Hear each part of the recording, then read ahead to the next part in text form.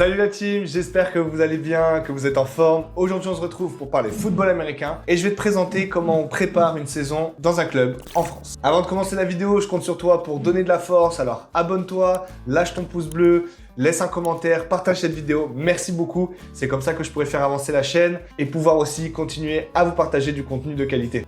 En vrai, tout le monde voit les touchdowns, les big plays, les actions spectaculaires, mais qu'en est-il de ce qui se passe avant? Comment on fait pour arriver sur un momentum comme ça? Comment on passe de « je ne suis pas prêt » à « je suis prêt » ou de « je suis un rookie » à « je deviens un top player ». Et bien pour ça, on a 4 mois pour se préparer. 4 mois où tu transpires, où tu doutes, où tu peux remettre tout en question, mais 4 mois où tu te prépares et pour devenir plus fort et devenir le top player possible pour ta saison de football américain. Aujourd'hui, je te raconte exactement comment se passent les 4 mois de pré-saison chez les Templiers d'Élancourt. Tu vas vivre mon quotidien et voir les différentes étapes que j'ai parcourues durant ces 4 mois. Et tu retrouveras sûrement quelques anecdotes que tout joueur de football américain connaît. Alors c'est parti, let's go!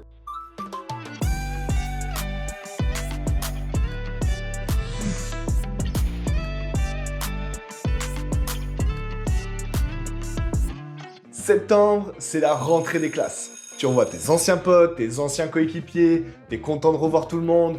Des fois, t'as un nouveau staff ou non, c'est des anciens coachs. Bref, c'est tu revois ton collectif de l'année passée et t'as les nouveaux. Alors, soit des anciens joueurs qui ont changé de club ou alors des rookies. Tu les remarques souvent, les rookies. Tous les deux, on sait quand il y a un rookie qui arrive. Il est en survêt, des fois, il a pas de crampons. Le mec, il est avec un short de foot ou de rugby. Plus ça se voit, on sait. Rien de péjoratif, bien évidemment. Si tu ne fais pas de football américain et que tu as envie de te lancer, n'hésite pas, c'est le moment. C'est un sport qui est exigeant mais qui est accessible à n'importe quel âge. Donc, lance-toi. Vraiment, cherche un club à côté de chez toi. Les saisons ont déjà commencé, mais renseigne-toi, va aux entraînements et ça te permettra de pouvoir vivre peut-être cette passion que, comme moi, j'ai fait il y a quelques années, débuter le football américain alors que je n'y connaissais rien du tout. Bref, c'est le mois où tout commence et il y a plusieurs objectifs dans ce mois-ci. Le premier, réapprendre à bouger comme un joueur de football américain. Le deuxième, se conditionner physiquement, super important. Big up à tous les gens qui vomissent pendant les prépas physiques. La troisième partie, c'est de donner du temps de football américain aux nouveaux, aux rookies qui n'ont jamais fait, pour découvrir les postes, apprendre un peu peut-être les aspects techniques d'un certain poste et leur donner goût et envie de s'inscrire. Mais surtout, et pour moi la partie la plus importante, c'est qu'en un mois, tu dois construire un collectif. Parce que ce collectif, il va vivre ensemble pour les 10 prochains mois. Septembre, c'est souvent dur, hein, c'est physique, mais c'est là où tu vois les mentalités, qui va lâcher, qui va continuer. Bref, c'est vraiment là où tu vas voir la dynamique qui va être donnée. C'est le ton, même par les coachs, va être donné d'une certaine manière, une certaine dynamique de travail afin de pouvoir vraiment mettre les bases. Et je pense que c'est ça le mot, c'est on construit les bases pour le début de saison. Parce que concrètement, une équipe qui n'a pas des bonnes bases et qui n'est pas soudée, de mon point de vue, elle explose en novembre. Allez, grand maximum en décembre. Dès qu'il y aura des difficultés, elle va exploser. On construit pas des joueurs, mais on construit une famille qui est prête à partir à la guerre ensemble. Oh, philosophique, musique de 300 là, bam, on est prêt. Non. Octobre, ça rigole plus, c'est le début du contact. Ouais. Tout le monde est content. Moi le premier, casque, épaulière, équipement de protection, c'est parti. Enfin, après un mois sans avoir mis de casque, sans avoir eu de contact, et ben c'est parti, on va commencer à vraiment s'envoyer et ça fait plaisir. Comment ça, mon ref? Les nouveaux vont découvrir ce que c'est de courir avec un casque de football américain. D'ailleurs, le mien est en train de se faire repeindre pour être aux couleurs de l'équipe, obligatoire. Mais bon, les receveurs, là, quand ils ont le casque et qu'ils vont devoir chercher la balle, ils vont se dire « Punaise, c'est lourd !» Il va falloir bosser les cervicales. C'est à ce moment-là aussi que les Oklahoma commencent avec la rivalité offense-defense. Les linebackers, je sais, vous êtes des fous, on dirait des mecs qui sont en manque, là, ils sont en train de trembler. Oklahoma. Non mais en vrai, c'est eux qui mettent le ton sur les Oklahoma et c'est souvent eux qui nous font bien mal, donc c'est cool. Cool d'avoir des linebackers de qualité dans ton équipe, ça te forge un caractère et ça t'oblige à venir travailler sérieusement sur tes blocs, surtout quand t'es receveur. Pendant un mois, le rythme, il s'intensifie. Que ce soit avec l'offense, la defense, on met en place les schémas tactiques, on va mettre en place les stratégies aussi, les différents calls, il y a beaucoup de choses à prendre, le playbook. Bref, ça fait énormément d'informations condensées, surtout pour les nouveaux, c'est assez compliqué, donc c'est pour ça qu'il faut vraiment ne pas avoir peur de poser des questions, c'est super important. Mais pour moi, le mois d'octobre, ça a été un peu particulier parce que comme vous le saviez sur la vidéo d'avant, si vous l'avez vu, et si vous l'avez pas vu, allez-y, appuyez ici, faites un détour, allez voir la vidéo et revenez. mais je suis parti aux États-Unis pendant 2 semaines, donc j'ai travaillé le playbook à distance dans la voiture. Madame était en train de me poser des questions, de me faire réciter mon playbook. C'était une bonne galère parce que la théorie c'est cool, mais la pratique c'est toujours mieux. Et quand je suis revenu, il fallait que je sois à jour parce que de 1, j'ai pas envie de perdre mon poste, et de 2, je veux prouver au coach que je suis un joueur sérieux et qui va se donner à fond. Bon, pour terminer sur le mois d'octobre, souvent c'est à ce moment-là que les joueurs trouvent leur place. Un receveur qui voit qu'il court super vite, qu'il a des bonnes mains, un DB qui n'a pas de main et qui va en défense. Je vous vois les gars, je vous vois. Ok. Un linebacker qui adore plaquer, ou un O-line qui va comprendre qu'il doit rester accroupi toute la saison en fait. Voilà.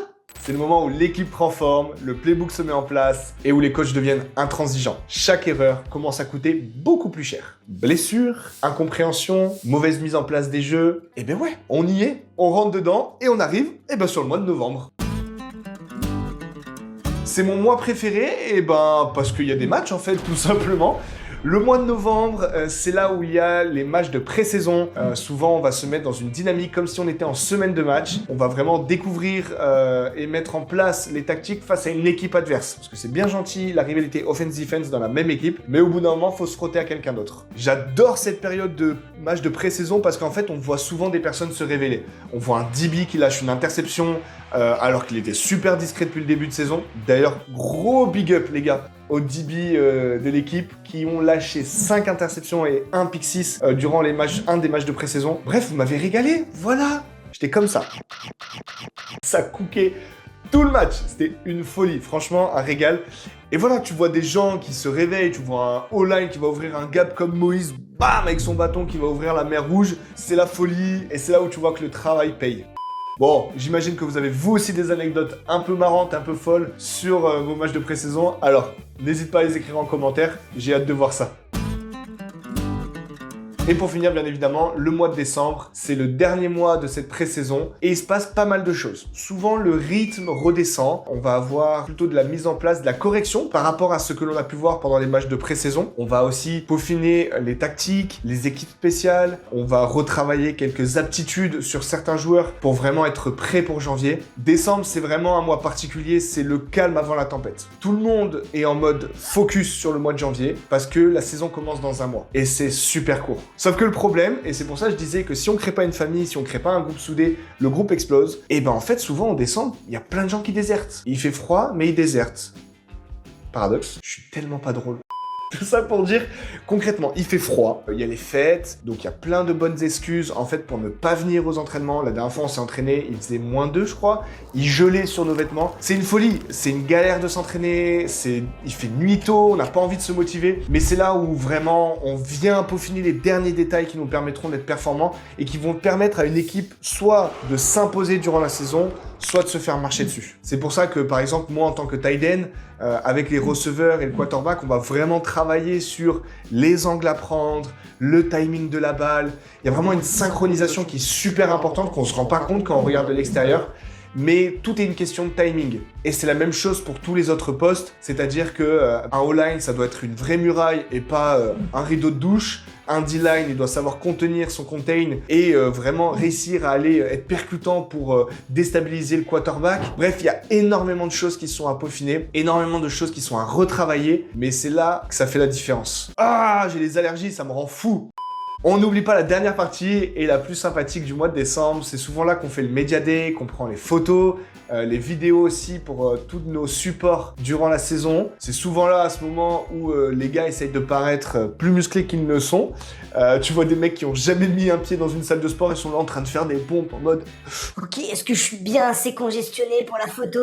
Ils font des poses comme ça, ils vont te regarder comme ça, comme ça, comme ça. Comme ça, bref, c'est la folie, mais en vrai c'est ultra marrant, on passe souvent un bon moment et on finit par un team building avec toute l'équipe, on va manger ensemble, faire une activité ou autre. L'objectif c'est encore une fois de resserrer les liens et d'être prêt comme une famille qui part à la guerre, d'être prêt pour les prochaines semaines et les 4 prochains mois qui passeront parce que les 4 prochains mois ce sont les matchs de saison régulière.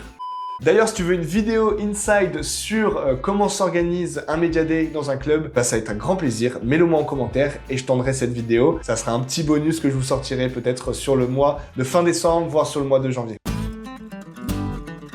J'espère que t'as aimé cette vidéo, j'espère que t'as appris des choses aussi, que t'as mieux compris les différents processus qu'il y a dans une pré-saison pour un club de football américain. C'est vrai que pour moi, ça a été un des moments un peu hachés entre les vacances au mois d'octobre, ma blessure au psoas où j'ai quand même été quelques jours en béquille parce que j'arrivais pas à marcher et à venir relever la jambe, donc c'était très compliqué. Mais tout ça va mieux, on se prépare, chacun a ses petites galères, mais c'est dans la continuité, dans la constance qu'on voit les efforts et qu'on voit qui va performer et qui va s'éteindre. Je compte sur toi, n'oublie pas de t'abonner, de lâcher un pouce bleu, de partager cette vidéo. Surtout à ceux qui ne connaissent pas et qui veulent se lancer dans le football américain, ça va leur permettre d'avoir un premier aspect d'un début de saison. Prochaine vidéo en janvier. D'ailleurs, si t'es pas abonné, va sur mon compte Insta, tu verras plein de publications pour les receveurs aussi, avec des exercices, de la motivation, que ce soit sur la salle de sport ou sur le terrain pour améliorer tes catchs, tes aptitudes physiques et techniques, tout ce que tu dois retrouver pour performer. Et voilà, je crois que j'ai rien oublié. En tout cas, je te souhaite de très bonnes fêtes de Noël. Prenez soin de vous, profitez de votre famille pendant ces fêtes et on se revoit très bientôt.